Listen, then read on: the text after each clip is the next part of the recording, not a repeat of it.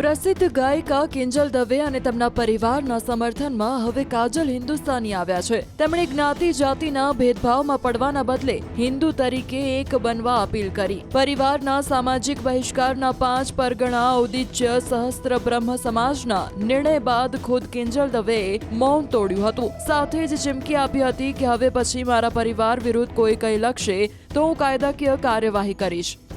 કિંજલબેનની બી પ્રતિક્રિયા એવી સમાજમાં વાત થાય છે। મને બી અમુક લોકોએ ફોન કર્યો કે શું આજે પણ આપણું સમાજ આટલું બધું રિગ્રેસિવ છે। મને ન ગમ્યું, કેમ કે હું પોતે પણ એ જ સમાજની દીકરી છું ને અમારું બ્રહ્મ સમાજ બહુ જ પ્રોગ્રેસિવ છે। ઇક્વેલિટીની વાત કરે, બધાની સાથે લઈને ચાલે ને જેટલા સોશિયલ રિફોર્મ્સ થયા છે એમાં બ્રહ્મ સમાજનો બહુ મોટો ફાળો છે અને દરેક સમાજનો બહુ જ આદર સન્માનથી બ્રહ્મ સમાજ દરેક સમાજને માન સન્માન આપે છે। હવે અમુક 2-4 લોકોના લીધે એક એવું આખું વાતાવરણ સેટ થાય કે બ્રાહ્મણ સમાજ બહુ રિગ્રેસિવ છે ને રૂઢિવાદી છે ને ફાટા પડાવે છે ને અંદર નાતી જાતિ કરે છે। પહેલી વાત, બ્રાહ્મણ સમાજ ક્યારેય નાતી જાતિ નથી કરતું। બીજી વાત, બ્રાહ્મણ સમાજ જે છે બહુ ભણેલ ગણેલ ને આગળ પડતો સમાજ છે। ત્રીજી વાત, સમાજમાં ક્યારેય દીકરીને ઘૂંઘટમાં રાખવાનું નથી આવ્યું। સમાજમાં સદૈવ દીકરીઓને પંખો દીધા છે ઉડાન ભરવા માટે। સૌથી મોટું એક્ઝામ્પલ હું બેઠી છું, કેમ કે કિંજલબેન તો સિંગિંગ કરે છે, મગર મારું જે કામ છે એ તો એટલું રિસ્કી છે કે પલ પર રિસ્ક થાય, જેલમાં બી જઈએ, FIR બી થાય, ફતવા પણ નીકળે, ધમકીઓ પણ મળે। આધી રાતે બહેનો દીકરીઓની રક્ષા માટે અને ગૌ માતાની રક્ષા માટે, સમાજ માટે, મંદિરોની રક્ષા માટે દોડતા હોઈએ છે અને અમે લોકો એના માટે કામ કરીએ છીએ કે હિન્દુત્વ, હિન્દુસ્તાન અને હિન્દુ રાષ્ટ્ર બચેલું રહીએ। માટે હિન્દુ સમાજ નાતી જાતિના ભેદભાવ ભૂલીને સંગઠિત થઈને એક થઈને કામ કરે। આપણે જ પોતે ડિવાઈડ થશો તો એ લોકોની જીત થશે જે ગજવાય હિન્દનો પ્લાન કરે છે, જે પ્લાન કરે છે ભારતને ઇસ્લામિક દેશ બનાવવાનું, જે કહે છે કે લડકે લિયા પાકિસ્તાન હંસ કે લેંગે હિન્દુસ્તાન। માટે આખા સમાજને એમાં દોષી ન ઠેરવવો જોઈએ।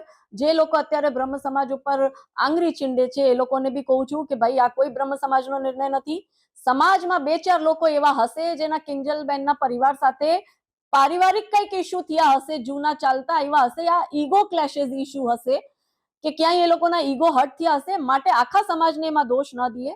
સમાજ સદૈવ આગળનું વિચારે, સારું વિચારે ને હિન્દુ રાષ્ટ્ર માટે સદૈવ સમાજે પોતાના તન મન ધનથી સમર્પણ કર્યું છે અને વીર સાવરકર જેવા લોકો હોય કે પછી આપણા રામકૃષ્ણ પરમહંસ હોય, એને સદૈવ સોશિયલ રિફોર્મ્સ લાવ્યા છે। આપણા મહર્ષિ દયાનંદજી છે, બધાએ ખૂબ કામ કર્યું છે સમાજ માટે, આપણે પણ કરવું જોઈએ। ગીતાજીના 4થા અધ્યાયનો 13વો શ્લોક આપણે એ શીખડાવે છે કે ચતુર્વર્ણ્ય મયા સૃષ્ટમ ગુણ કર્મ વિભાગશા। એટલે શ્રી કૃષ્ણ ભગવાન કહે છે કે 4 વર્ણ મેં બનાવ્યા છે ગુણ કર્મ વિભાગશા, ગુણ અને કર્મના વિભાગથી। એટલે વ્યક્તિનું ગુણ જો એ વ્યક્તિનું કર્મ જોઈને જો કિંજલબેન સારા પરિવારમાં જતી હોય તો આપણે 2 હાથથી એમને આશીર્વાદ દઈને એમના નવજીવનની એમને શુભકામનાઓ આપવી જોઈએ।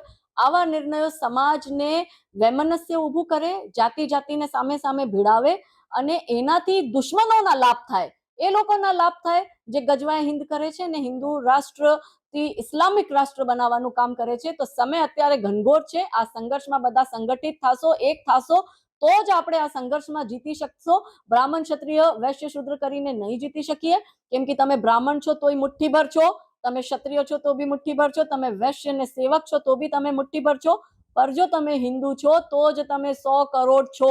એટલે 100 કરોડની શક્તિ દેખાડો ને આ એક દેશ માત્ર આપને મળેલું છે, એ દેશની રક્ષા માટે પોતાનું દાયિત્વ જે છે એ સમજીને કામ કરો।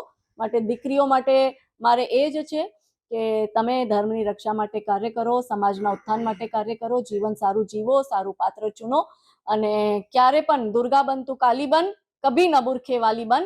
કિંજલ દવે એ માત્ર એક પ્રખ્યાત લોકગાયિકાની, ગુજરાતની શિક્ષિત, ભણેલી ગણેલી, ખ્યાતિ નામના પ્રાપ્ત કરેલી ગુજરાતી દીકરી છે, જેણે દેશમાં જ નહીં વિદેશમાં પણ ગુજરાતને પ્રસિદ્ધિ અપાવી છે, નામના કમાઈ છે।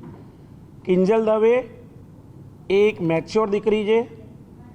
એને આ દેશના બંધારણના અનુચ્છેદ 21 પોતાની વાણી સ્વતંત્રતા, પોતાના લગ્નની પસંદગીની સ્વતંત્રતા આપેલી છે। આ દેશ બંધારણ પર ચાલે છે, ધાક ધમકીઓથી નહીં।